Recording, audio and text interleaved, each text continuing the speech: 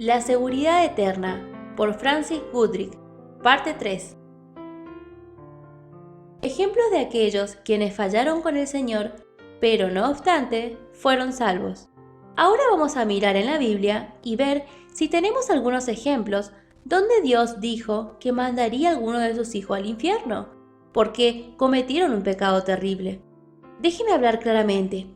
El creyente que peca será juzgado, pero su parentesco nunca será deshecho o cortado. No llamamos la atención a estos ejemplos de fracasos para excusarle, sino para, 1, advertirnos de la mano castigadora de Dios, y 2, alentarnos que podemos volver al Señor si le fracasamos. Noé, después de salir del arca, falló con el Señor miserablemente, emborrachándose y exponiéndose desnudo a sus hijos, el más joven mirando su desnudez. Deploramos la debilidad de Noé. Sabemos que él perdió su influencia y testimonio, pero no quiere decir que se iría al tormento. Sansón, casi más que ningún otro, fue usado por el Señor y el Espíritu Santo, pero este nazareno ensució constantemente su separación nazarena por rendirse a los deseos carnales. En su muerte, él oró por venganza sobre sus enemigos. Él también tomó su propia vida, 2 pecados que él cometió en los últimos momentos de su vida. Sin embargo, aunque Salomón perderá su recompensa, recordamos que Dios debiera estado todavía con él. De otra manera, cuando él se apoyó en los 2 pilares del templo, Dios no hubiera contestado su oración. ¿Estaba él perdido? Evidentemente que no. 1, porque él tuvo fe para orar y esperar que Dios le diera fuerza cuando él empujó los pilares del templo. 2, porque Dios contestó su oración. Y 3, porque su nombre está registrado con los santos y valientes de la fe, en Hebreos capítulo 11, versículo 32. David, no sé si usted lo sabe, cometió adulterio y asesinato. Dios estaba muy disgustado con él, y es muy aparente que como resultado de sus terribles pecados, él sufrió el resto de su vida. Pero, ¿dice la Biblia alguna vez que él estaba perdido? David, en el Salmo 51, versículo 12, oró para que vuelva el gozo de su salvación, pero no su salvación.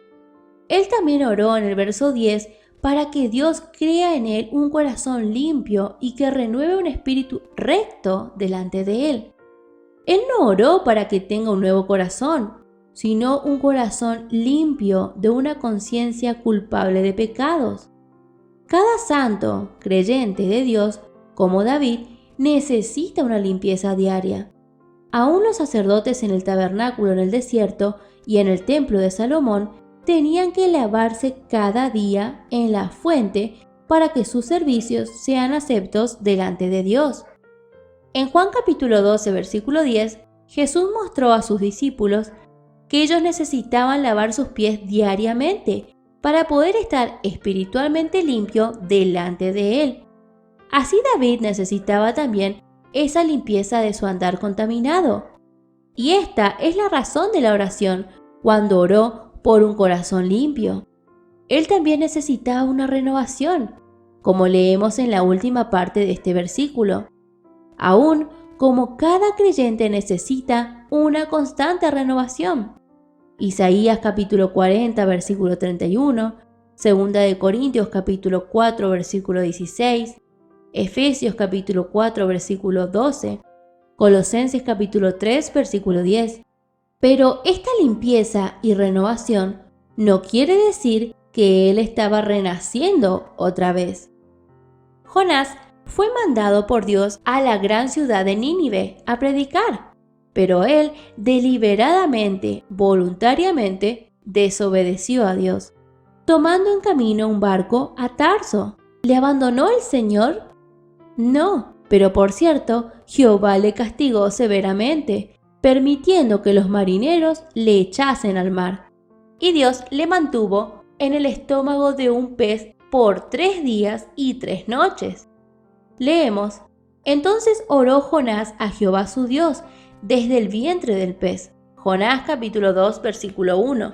Note que el Señor era todavía su Dios, a pesar de su condición apostatada. Dios le oyó y contestó su oración, y le dio otra oportunidad para predicar el Evangelio, y le usó poderosamente. Así que él era un hijo de Dios todavía, como muchos admiten, a pesar de ser desobediente. Pedro, el caudillo de los 12 apóstoles, también fracasó miserablemente al Señor. ¿Cuál fue su condición espiritual cuando él maldijo y negó al Señor en el tribunal? ¿Era perdido? No creo. Jesús le había dicho que le negaría. Dijo también el Señor: Simón, Simón, he aquí Satanás os ha pedido para zarandearos como a trigo, pero yo he rogado por ti que tu fe no falte. Y tú, una vez vuelto, esto lo vemos en el griego, cuando ha vuelto a su posición original con relación a su fe, confirma a tus hermanos. Lucas capítulo 22, versículo 31 al 32. Jesús estaba refiriéndose a un camino de actitud, etc., que Pedro tendría después de su prueba. La oración de Jesús por Pedro no podría ser frustrado y la fe de Pedro no podía fallar, aunque se flaqueó. Jesús dijo también a Pedro: velad y orad, para que no entréis en tentación.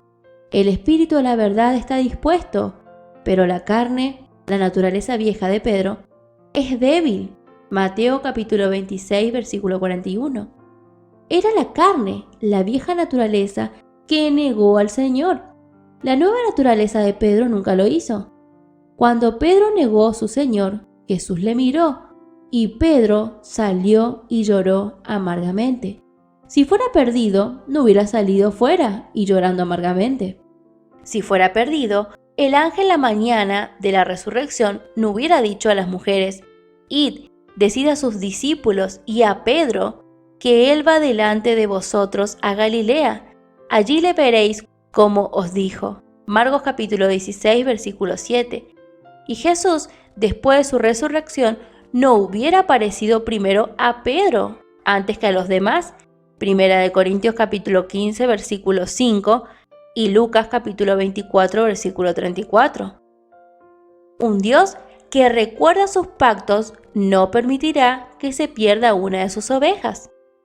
Si Dios siempre ha guardado sus promesas de pacto, aún con el incrédulo Israel, ciertamente guardará sus promesas con los creyentes renacidos hoy. Dios hizo un pacto con Abraham para bendecir sus descendientes, para darles la tierra de Palestina, con prácticamente todas las bendiciones terrenales. Este pacto fue incondicional. Fue basado solamente en la bondad de Dios y su gracia a Abraham y a su simiente. Este pacto mostró los propósitos para preservar, prosperar y hacer de Israel la nación sobresaliente de todo el mundo. Otras promesas en el Antiguo Testamento a Israel, confirmando el pacto abrahámico, fueron a pesar de que serían esparcidos a los cuatro vientos de la tierra.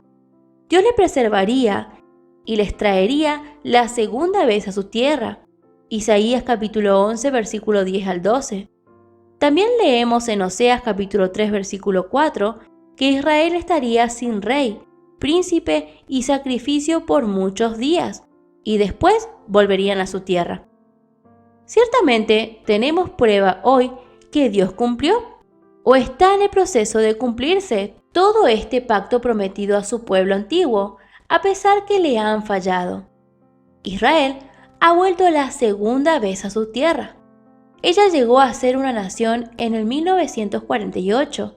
Desde entonces hemos visto a ella victoriosa en una guerra de 6 días y Dios le está preservando en el tiempo presente. Su prosperidad asombrosa está totalmente detallado en una revista del año 1976, en la celebración de su 25º aniversario.